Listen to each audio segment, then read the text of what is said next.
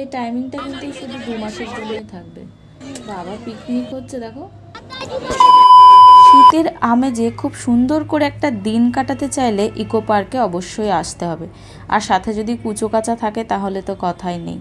তো চলো, এই ভিডিওতে আমি ইকো পার্কের যাবতীয় ডিটেলস তোমাদের সঙ্গে শেয়ার করব। তো আমরা বেরিয়ে পড়েছি দুজনে, আমরা যাব এয়ারপোর্টের দিকে। তো আমরা যাব নিউ টাউন ইকো পার্ক, আর নিউ টাউনে যাওয়ার জন্য প্রচুর বাস আছে, ট্যাক্সি আছে, তোমরা চাইলে যাতে খুশি যেতে পারো।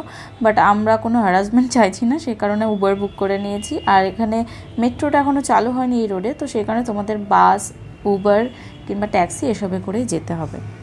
তো চলো আমাদের জার্নি স্টার্ট। আর ইকো পার্কে আমরা যতটা সময় কাটাবো সাথে তোমরাও থাকবে, আর সাথে গল্প তো হবে। একটা কথা, সবাই বলে যে ইকো পার্ক এতটা বড় এরিয়া নিয়ে যে একদিনে পুরোটা এক্সপ্লোর করা যায় না, কিন্তু এই ভিডিওতে আমরা তোমাদেরকে বলবো কিভাবে কখন গেলে তোমরা পুরোটা এক্সপ্লোর করতে পারবে। দেখো, নিকো পার্ক কিন্তু আমরা এই রোডে পেরিয়ে এলাম। আর নিকো পার্কের পরে আরেকটা ফেমাস জায়গা তোমাদের সঙ্গে দেখাবো। দেখতেই পাচ্ছ বিশ্ব বাংলা গেট। এখানেও একদিন আসার ইচ্ছে আছে, বাট আমরা যাচ্ছিলাম সানডেতে হঠাৎ দেখলাম এটা বন্ধ। তবে যাই হোক, যেদিন খোলা থাকবে অবশ্যই আসবো। এবার বলি ইকো পার্কে কোন গেট দিয়ে ঢুকলে তোমাদের সব থেকে বেশি সুবিধা হবে। ইকো পার্কের কিন্তু অনেক কটা গেট আছে, তবে 1 থেকে 4 নম্বর গেট অবধি এন্ট্রিগুলো হয়, 1 2 3 4। তো আমরা 1 নম্বর গেট দিয়ে ঢুকবো না, আমরা ঢুকবো 4 নম্বর গেট দিয়ে। দেখতেই পাচ্ছ 4 নম্বর গেটে চলে এসেছি। আর এখানে অনেক বড় কিন্তু পার্কিংয়ের জায়গা রয়েছে। তোমরা যারা পার্সোনাল গাড়ি নিয়ে আসবে অবশ্যই তাদের কোনো অসুবিধা হবে না। আর তোমরা যারা অন্য বাস বা ট্যাক্সিতে আসছো তাদেরকেও বলবে যে 4 নম্বর গেটে আমাদের নামিয়ে দিন, আমরা সেখান থেকে এন্ট্রি নেব। দেখতেই পাচ্ছ এখানে কত গাড়ি দাঁড়িয়ে আছে। আর ঢুকে একটা ছোটোখাটো মার্কেট আছে, যেখান থেকে তোমরা খেলনা, কুচখাচ, খাবার দাবার কিনতে পারবে। আর এখানেই দেখো ঢুকে টিকিট কাউন্টার। এখানে অনলাইন পেমেন্ট, অফলাইন পেমেন্ট সমস্ত রকম ব্যবস্থাই আছে। দেখতে পাচ্ছ আমার বরটাকে আমি লাইনে দাঁড় করিয়ে দিয়েছি। আর এখানকার টাইমিং তোমাদের বলি, নভেম্বর টু ফেব্রুয়ারি মানে এই শীতের সময়টুকু এখানে কিন্তু এন্ট্রি টাইম থাকে সকাল 11:30 থেকে সন্ধ্যে 7:30 পর্যন্ত। আর যখন গরমকাল মানে ফেব্রুয়ারির পর থেকে কিন্তু এটা টাইমিং চেঞ্জ হয়ে যায়, এটা হচ্ছে দুপুর 2:30 থেকে রাত 8:30 পর্যন্ত খোলা থাকে। তো ঢুকে একটা ভাইরাসের সাথে দেখা হলো, সেটু মুখ কোমড়া করে বসে আছে। আর হ্যাঁ, তোমরা কিন্তু এন্ট্রির সময় যে টিকিটটা কেটেছিলে সেটা কিন্তু অবশ্যই ফেলবে না, তোমাদের কাছে রাখবে। আর এই এন্ট্রি টিকিটটা কিসের কাজে লাগবে সেটা আমার ভিডিওটা পুরো দেখলেই তোমরা বুঝতে পারবে। তোমরা টিকিটটা নিয়ে ঢুকে পড়েছি। টিকিট প্রাইস ছিল 30 রুপিস করে, আমাদের দুজন ছিলাম তাই 60 টাকা লেগেছে। ঢুকেই ডান দিকে দেখলাম একটা গেমিং জোন, যেখানে আমরা ঢুকিনি কারণ বাচ্চারা ওখানে গেম খেলছিল, রোবোটিক গেম, বিভিন্ন রকম গেমস আছে। তো ঢুকেই তোমরা এখানে দেখতে পাচ্ছ মিশরের মতো সেই পিরামিড। তো এইগুলোই তো এখন ইকো পার্কের মূল আকর্ষণ, 7 ওয়ান্ডার্স যাকে বলে। তো এইটা দেখার জন্য কিন্তু তোমাদের আলাদা করে টিকিট কাটতে হবে, যার টিকিট কাউন্টার তোমরা এই বাঁ সাইডে দেখতে পাবে। মানে মেন এন্ট্রির টিকিট কেটে ঢুকেই 1 মিনিট হেঁটে আসলেই তোমরা বাঁ দিকে এই 7 ওয়ান্ডার্সের জন্য টিকিট দেখতে পাবে। এখানেও কিন্তু পার হেড 30 টাকা করে টিকিট প্রাইস। তো দেখতেই পাচ্ছ 7 ওয়ান্ডার্সের এন্ট্রি গেট এটা। তো এখানে টিকিটটা চেক করিয়ে আমাদেরকে এন্ট্রি নিতে হবে। আর ঢুকেই আমরা প্রথমে চলে এলাম মিশরে। আর আমাদের এই 4 নম্বর গেট দিয়ে ঢোকার মূল উদ্দেশ্য ছিল এটাই যে 7 ওয়ান্ডার্সটার পেছনে সব থেকে বেশি টাইমটা আমাদের চলে যায়, তাই ওইটা আমরা প্রথমে দেখে নেব। আর দেখতেই পাচ্ছ মিশরের পিরামিড রয়েছে, মিশরের বিখ্যাত সেই মূর্তি রয়েছে। এটার নামটা আমি এখন সিরিয়াসলি ভুলে গেছি, তোমরা অবশ্যই কমেন্টে জানিও এটার নাম কি, পারলে গুগল করে হলেও জানিও। অ্যাকচুয়াল যে ইজিপ্টের পিরামিড আছে সেটার কিন্তু উচ্চতা অনেক বেশি, তার আয়তনও অনেক বেশি। তো এটা জাস্ট তার আদলে তৈরি করা, আমাদের একটা সাধারণ ধারণা দেওয়ার জন্য ছোট্ট সংস্করণ বলতে পারো। তো এখানে দেখো এত ভিড়, আর এই পিরামিডের ভেতরেও ঢোকা যায়। আর সেখানে ঢুকলে তোমরা দেখতে পাবে একটা মমির মতো একটা জাস্ট আদলে কিছু বানানো, যেটা আমি ভিডিও নিতে ভুলে গেছিলাম। তারপরে একটা ছোট্ট পুল আছে বাঁদিকে, সেই পুলটা পেরিয়ে দেখো এখানে ছোট ছোট মাছও আছে, যেটা আমার ক্যামেরায় ধরা পড়েনি। তো এই পুলটা পেরিয়ে এসেই তোমরা সেকেন্ড যেটা ওয়ান্ডার দেখতে পাবে সেটা হচ্ছে পেট্রা শহরের, মানে এটা অ্যাকচুয়াল জর্ডনের একটা পেট্রা শহর। মূলত পাহাড় কেটে একটা শহর বানানো হয়েছিল, মানে যেটা অ্যাকচুয়াল ছিল জর্ডনে সেটার আদলের কথাটা বলছি। তো অ্যাকচুয়াল পাহাড় কেটে কিন্তু এটা বানানো হয়েছিল, তারই একটা মডেল এখানে তুলে ধরা হয়েছে, দেখতে পাচ্ছ। আর আমি যতটা জেনেছি যে এইটা নাকি, এই শহরটা নাকি লুকানো ছিল, মানে এটার ব্যাপারে কারোর জানা ছিল না, বহু বছর পরে নাকি এটা উদ্ধার করা হয়। তো সেই কারণে হয়তো 7 ওয়ান্ডার্সের মধ্যে এটাকে ইনক্লুড করা হয়েছে। আরও কোনো হিস্ট্রি থাকলে তোমরা যদি জেনে থাকো অবশ্যই জানিও। তো ভেতরে কিন্তু পাথরের মূর্তিগুলো দেখতে পেলে, যেটা হচ্ছে এই পাহাড় কেটে একেবারে এরকম বানানো ছিল, অ্যাকচুয়াল যেটা ছিল। তো আমরা এখান থেকে বেরোচ্ছি, বেরোনোর সময় সামনে একটা এরকম আর্টিফিশিয়াল ঝর্ণা বানানো আছে, যেটাও দেখতে খুব সুন্দর, আর রাতের আলো পড়লে এটা আরও সুন্দর লাগে। তো এখান থেকে বেরিয়েই আমরা থার্ড একটা জিনিস দেখতে চলে এসেছি, সেটা হলো মোয়াই, মানে এই মূর্তিগুলোকে বলা হয় মোয়াই। তো প্রশান্ত মহাসাগরের পূর্ব উপকূলে অবস্থিত একটা স্টার আইল্যান্ড আছে চিলিতে, তো সেখানে এই মূর্তিগুলোকে মোয়াই বলা হয়। তো এই মোয়াইয়ের বাঁদিকেই, মানে চিলি ঘুরে নেওয়ার বাঁদিকে তোমরা দেখতে পাবে ব্রাজিল, আর এটাও কিন্তু 7 ওয়ান্ডার্সের মধ্যে একটা। এই বিখ্যাত মূর্তি কেন তৈরি হয়েছিল আশা করি অনেকেই জানো, কারণ আমরা ছোটোবেলায় বইয়ে পড়েছি। ব্রাজিলের এই মূর্তিটার নাম হচ্ছে ক্রাইস্ট অফ রেডিমার, আর এটা তৈরি হয়েছিল যতদূর আমি জানি প্রথম বিশ্বযুদ্ধের পর শান্তি ফেরাতে তার প্রতীক হিসেবে এটা তৈরি করা হয়েছিল। নেক্সট যাব আমি ইন্ডিয়াতে, মানে আমাদের আগ্রার তাজমহল দেখতে। জায়গাটা এতটা সুন্দর লাগছিল দেখতে, মানে তোমরা যদি কেউ প্রি ওয়েডিং শ্যুট করতে চাও অবশ্যই এখানে একটা পারমিশন নিয়ে কিন্তু তোমরা করতে পারো। আর ফটোশ্যুটের জন্য প্রত্যেকটা জায়গা খুব সুন্দর। তো এখানে তাজমহলে, অ্যাকচুয়াল তাজমহলেও বোধহয় এত ভিড় হয় না। যাই হোক, তাজমহল মানে ইন্ডিয়া পেরিয়ে এখন আমরা ভাবছি একটু চীনে যাব। তো চলো, এই রাস্তা দিয়ে একটু 2 মিনিট হেঁটে গেলেই তোমরা পৌঁছে যাবে চীনে। কি মজার না, মানে জাস্ট কিছুক্ষণ বাদে বাদে একটা করে দেশ ঘুরছি, এরকম একটা ফিল। তো দেখতেই পাচ্ছ সাথে আমার সঙ্গী তো রয়েছে। তো দুজনে মিলে উঠে যাচ্ছি চীনের সেই বিখ্যাত প্রাচীরে, যেটা নাকি মহাকাশ থেকে দেখা যায়।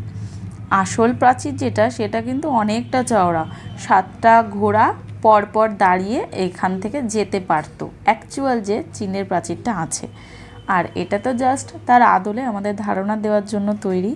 সেই কারণে এখানে হয়তো আমরা দুজনই হেঁটে যেতে পারবো একসাথে।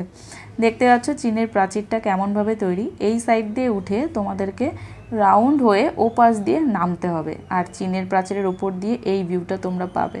দেখতে পাচ্ছ তাজমহল দেখা যাচ্ছে, মানে কেমন একটা, চীন থেকে আমরা দিল্লি দেখতে পাচ্ছি। চীনের প্রাচীর থেকে বেরিয়েই আমরা চলে এসেছি রোম বা ইতালিতে, সেই অ্যাম্পি থিয়েটার দেখতে। এটা সেই বড় অ্যাম্পি থিয়েটারের মিনি সংস্করণ। অ্যাকচুয়াল যে বড় অ্যাম্পি থিয়েটার ছিল সেটার কিন্তু 50,000 মানুষ একসঙ্গে বসে অনুষ্ঠান বা যাই হতো, থিয়েটার তো দেখতে পেত।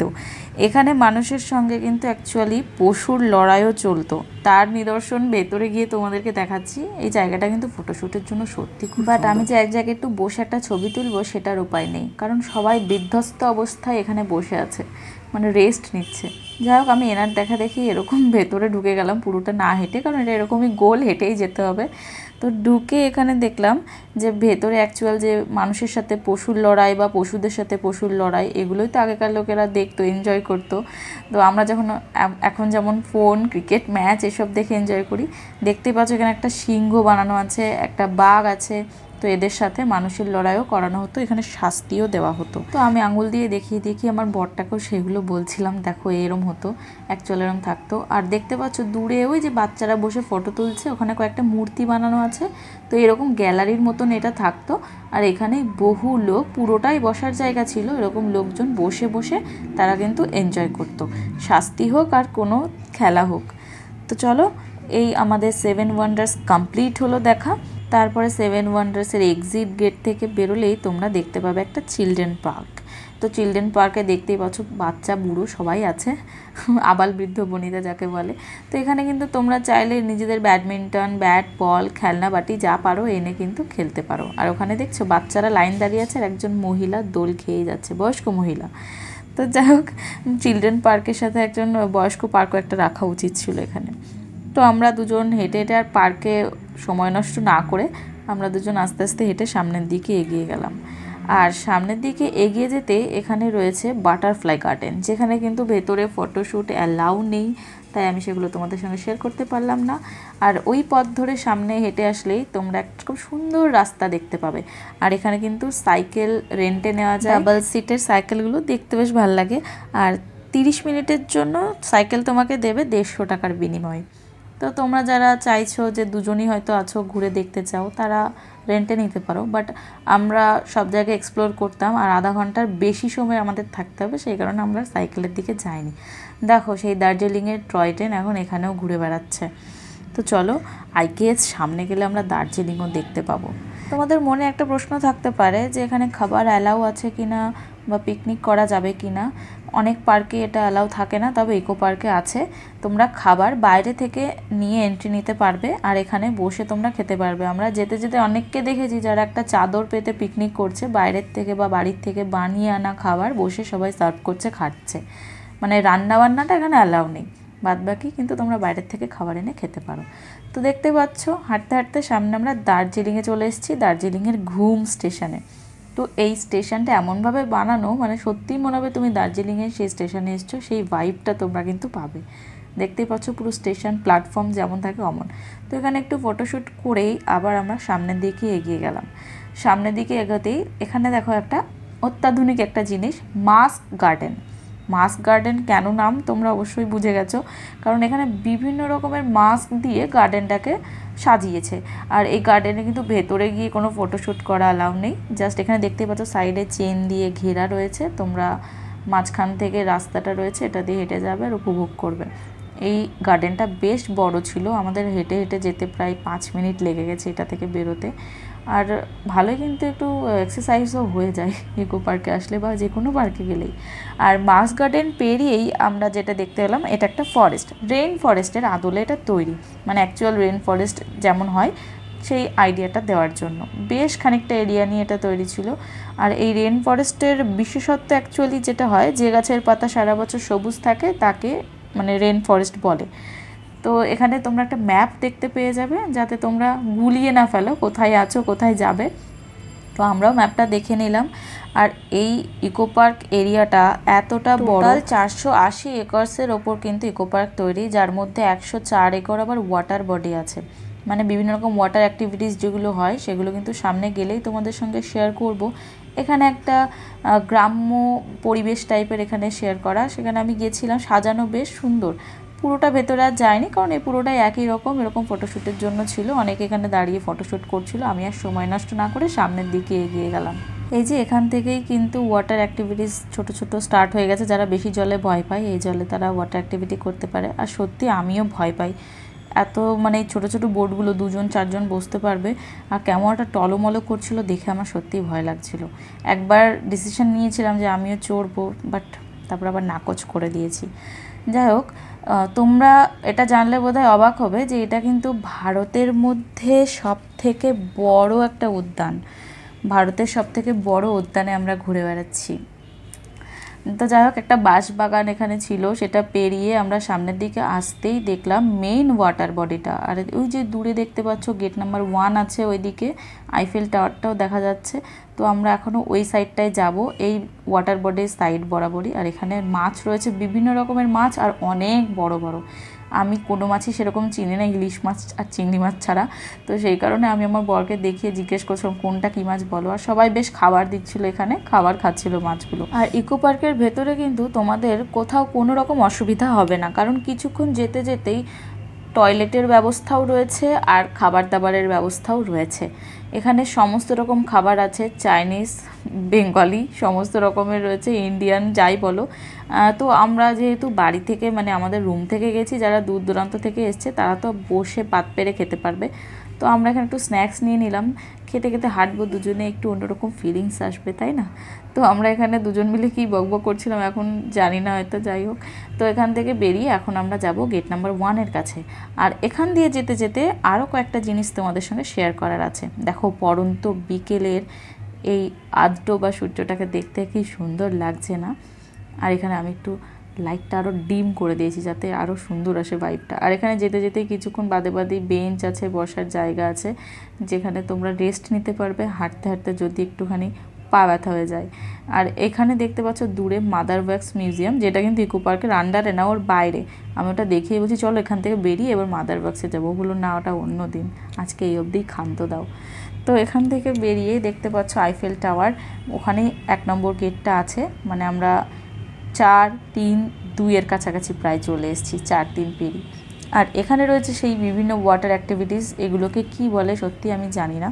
তো এইগুলোকে হচ্ছে যা হোক প্রত্যেকে কিন্তু পার হেড 100 টাকা করে এখানে আছে। আর তোমরা চাইলে বড় একটা লঞ্চ আছে যেটা এই ওয়াটার এরিয়াটা ঘুরিয়ে তোমাকে নিয়ে আসবে, সেটা তোমরা চাইলে উঠতে পারো, ওটাতে পার হেড 100 টাকা করে। তবে আমাদেরও বেরোতে একটুখানি লেট হয়ে যাওয়ায় এই যে দূরে দেখতে পাচ্ছ সোলার ডোমস, যেটা নতুন এখান থেকে ওপেন হয়েছে, সেটা আমরা দেখতে পারিনি। আর এটা দেখার জন্য কিন্তু তোমাদের হাতে এক্সট্রা 2 ঘন্টা রেখে দিতে হবে, কারণ সোলার ডোমসে হচ্ছে ফিউচারিস্টিক ব্যাপার স্যাপার রয়েছে, মানে সব রোবোটিক গাড়ি, রোবট তোমাদেরকে ঘুরিয়ে দেখাবে। তো এটা নেক্সট টাইম আসার ইচ্ছা আছে, আর নেক্সট টাইম আসলে শুধু ওইটাই এক্সপ্লোর করব, তোমাদের সঙ্গে শেয়ার করব। আর তো চলো এই ওয়াটার অ্যাক্টিভিটিস কোনটা কেমন দাম প্রাইস লিস্টটা তোমাদের দেখিয়ে দিই। এখানে প্রত্যেকটা ছবি দিয়ে পাশে লেখা, তোমাদের যাতে বুঝতে অসুবিধা না হয় তোমরা দেখে নিতে পারো। প্রায় সবকটা 70, 100, 150 এরকম পার হেড রয়েছে। এবার চলো তোমাদের একটা জলজান্ত উদাহরণ দেখায় কেন আমি ওয়াটার অ্যাক্টিভিটিস ভয় পাই।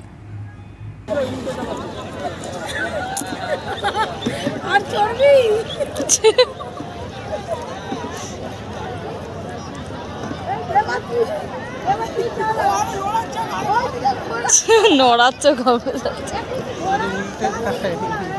সত্যি, এটা একটু বেশি। পেছনে, এটা পেছনে তাকা, পেছনে বাড়ি মারবে।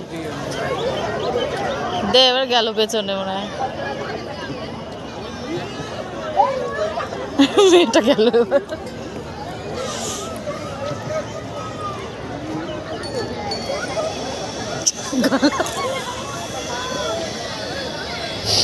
তখন তো সবাই আমরা হাসছিলাম, কিন্তু মেয়েটা কী অবস্থায় ছিল সেটা আমি বুঝতে পারছি। আমরা হাসছিলাম ওর কথা শুনে, কারণ ও এমন এমন কথা বলছিল, জোরে জোরে চেঁচিয়ে, শুনে সবাই হেসে ফেলছিল। তো এখানে লাইফ জ্যাকেট অবশ্য পরা আছে, আর খুব বেশি জলও এখানে নেই যে কেউ ডুবে মরে যাবে, তবুও ভয় লাগে। তো যাই হোক, এখান থেকে বেরিয়ে যে আইফেল টাওয়ারের কাছাকাছি চলে এসেছি, মানে প্যারিসের কাছাকাছি আমরা চলে এসেছি বলতে পারো। তো চলো যেতে যেতে এখানে একটু পানিপুরি দেখে, সেখানে না খেয়ে থাকা যায় না। আর ওখান থেকে আমরা একটু স্ন্যাক্স নিয়েছিলাম, তারপর একটু হেঁটে এসে আবার এই জায়গাটায় দাঁড়ালাম, গেট নাম্বার 2 এর কাছাকাছি। আর এখানে এসে আবার আমরা মাছ দেখতে পেলাম, কারণ এখানে মাছ যত কিনারে আসবে মাছগুলো তত এখানে দাঁড়িয়ে থাকে। আর এখানে খাবারের প্রাইসও নর্মাল, যেমন তোমরা বাইরে থেকে খাও নর্মাল যেমন প্রাইস হয় তেমনই, হাই প্রাইসও না। আর মাত্র 60 টাকায় তোমরা পুরো একটা ইকো পার্ক ঘুরে ফেলতে পারছো। বুঝতে পারছো এত সস্তা এখন কিছু হয় না, সত্যি কথা। এখানে মাছগুলো এত জলটা এখানে ঘোলা ছিল, মানে শ্যাওলা পড়া ছিল, যে মাছগুলোকে ক্যামেরায় ক্যাপচার করা যায়নি। তো এখান থেকে আমরা একটু দই ফুচকা নিয়ে নিলাম। আর দই ফুচকার পরে দেখলাম সেই দার্জিলিং থেকে ট্রেনটা পিছু করতে করতে এখানেও চলে এসছে, মানে আমাদের পিছুয়ে ছাড়ছেই না। যাই হোক, আমাদের পিছুয়ে ছাড়ছে না যখন, আমরাও এর পিছু ছাড়বো না, আমরাও এর পেছন পেছন চলে যাব। একটা জিনিস এখানে লক্ষ্য করেছি যে আমরা যখন এখানে এন্ট্রি নিয়েছিলাম তখন যেমন ভিড় ছিল, আর এতটা বিকেল হয়ে গেছে এখনও কিন্তু সেম ভিড় রয়েছে, মানে ক্রাউড লেভেল সেই ক্রেজি বলতে গেলে। একটা কারণ এখানে অনেকে বলতে শুনছিলাম যে যারা 1 নম্বর গেট দিয়ে ঢুকেছে তারা অনেকেই কিন্তু এখনও সেই 7 ওয়ান্ডার্সের কাছে পৌঁছতে পারেনি, কারণ এখান থেকে ঢুকতে অনেকেই পার্ক দেখে, বসার জায়গা দেখে রেস্ট নিয়ে ফেলেছে অনেকেই। আর আমরা 4 নম্বর গেট দিয়ে ঢোকার ফলে কিন্তু আমরা সেই পার্কগুলো প্রথমে আমরা দেখিনি, আমরা মেন জিনিসগুলো আগে এক্সপ্লোর করে নিয়েছি। তো সেই কারণেই তোমাদের বলেছিলাম যে তোমরা যদি 4 নম্বর গেট দিয়ে ঢোকো তোমরা কিন্তু তাড়াতাড়ি বেশিটা এক্সপ্লোর করতে পারবে। তো এখান থেকে দেখো সন্ধ্যে হয়ে গেছে বলে এখন লাইটসগুলো সব জ্বালিয়ে দিয়েছে, আর অন্ধকারে লাইট জ্বালিয়ে দিলে আরও সুন্দর লাগে, মানে তার সৌন্দর্যটা একটু অন্যরকম হয়ে যায়। আর এখানে বেশিরভাগই ওয়ার্ম লাইট, ডিম লাইট এগুলো জ্বালানো। তো এখানে আমরা চলে এসেছি জাপানিজ ফরেস্টে। সামনের দিকে একটু হেঁটে আসতেই এই জাপানিজ ফরেস্ট আমার স্পেশালি একটু অন্য কারণে ভালো লাগে, কারণ আমার পড়াশোনা যেই স্ট্রিমে, সেই স্ট্রিমে জাপানিজ বলে নয়, বুদ্ধিস্টদের নিয়ে অনেক কিছু আমি পড়েছি, সেই কারণে আমার তার প্রতি একটু আলাদাই টান বলতে পারো। তো এখানে ঢুকে একটা বুদ্ধের মূর্তি রয়েছে, আর তারপরে সামনের দিকে ঢুকে গেলাম। এটা কিন্তু আলাদাভাবে 3.5 একরের ওপরে তৈরি এই জাপানিজ ফরেস্টটা। এখানে দেখো এই মঙ্কগুলো মনে হচ্ছিলো কি আমাদেরকে ওয়েলকাম করছে, নাকি বলছে যে তোমরা এসছো বলে আমরা ধন্য হলাম। তো এখানে একটু ফরেস্টি ভাব, আর আলাদা রকম কিন্তু পিস ছিল এই জায়গাটায়। আর বুদ্ধিস্ট যে কোনো কিছুতেই একটু পিসটা আলাদাই থাকে, মানে তুমি না চাইতেও তোমার মনে হবে যে এখানে কিন্তু আলাদা রকমের একটা শান্তি রয়েছে। তো এইটা তৈরির পেছনেও একটা হিস্ট্রি আছে, যেটা তোমাদের সঙ্গে শেয়ার না করলে হবেই না। সেটা হচ্ছে মানে প্রথমে কিছু ঠিক ছিল না যে এখানে কি তৈরি হবে, বাট এখানে যখন ডেভেলপমেন্টের কাজ চলছিল সেই কাজ চলাকালীন একটা বুদ্ধের মূর্তি পাওয়া যায়, আর তখনই ঠিক হয় যে ফরেস্ট থিমের মধ্যে একটা মোনাস্ট্রি তৈরি করা হবে, মোনাস্ট্রি ইন ফরেস্ট থিম। আর তার ভেতরে থাকবে একটা পাগোডা। দেখতেই পাচ্ছ সামনে অনেক ফটোশ্যুটের জায়গা আছে। আস্তে আস্তে আমাদের একটু বিকেল হয়ে গেছিলো, সময়টা বেশি লেগে গেছিলো বলে এখানে সেই ডে লাইটের কেমন লাগে সেই উপভোগটা আমরা করতে পারিনি। তবে এইগুলোকে কি বলে, নেপালের অনেকের ছবি বা ভিডিওতে আমি দেখেছি, কি বলে ঠিক আমি সত্যিই জানি না, তোমরা অবশ্যই যদি জেনে থাকো আমাকে জানিও তো এগুলোকে কি বলে। সবাই ঘোরাচ্ছিল, আমিও ঘোরালাম। তো এখানে সামনে আসতেই কিন্তু সেই একটা পাগোডা তোমরা দেখতে পাবে, আর এখানকার অ্যাম্বিয়েন্সটা একটু অন্যরকম ছিল। যাই হোক, এখানটা এসে একটু স্ট্রেস ফ্রি হয়ে গেলাম মনে হলো।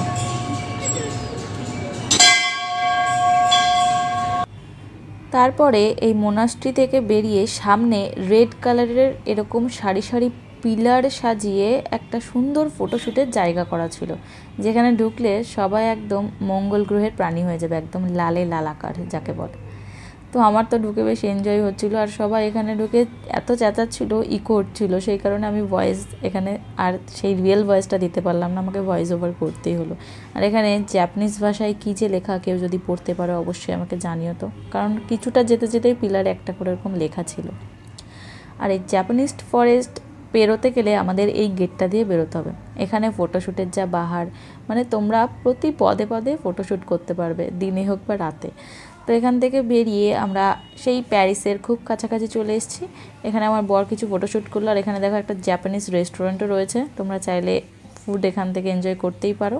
তো এক্সিট দিয়ে বেরিয়ে সামনে এই ভিউটা আমরা নিলাম, আর সত্যি এত ভিড় ছিল, আমরা যেতে যেতে কোনো একটা বেঞ্চ ফাঁকা পাইনি বসার জন্য, সেই কারণে অ্যাট লাস্ট একটা এরকম বেঞ্চ দেখলাম পুরো ফাঁকা। তো আমরা দুজন একটু বসে রেস্ট নিয়ে নিলাম, আর এই যে সামনে মানে বুঝতে পারছো আইফেল টাওয়ারের সামনে বসে আমরা একটু রেস্ট নিচ্ছি, আর সামনে ওরকম সেই ওয়াটার বডিটা, সামনের ভিউটা ছিল ওরকম। তো চলো হেঁটে হেঁটে এবার আইফেল টাওয়ারের দিকে যাওয়া যাক। আর তোমাদের সেই লাস্টের টিকিটটা কেন লাগবে বলেছিলাম, মানে ইকো পার্কে এন্ট্রির টিকিটটা, সেটা আসলে এই আইফেল টাওয়ারটা কিন্তু 1 নম্বর গেটের বাইরে রয়েছে।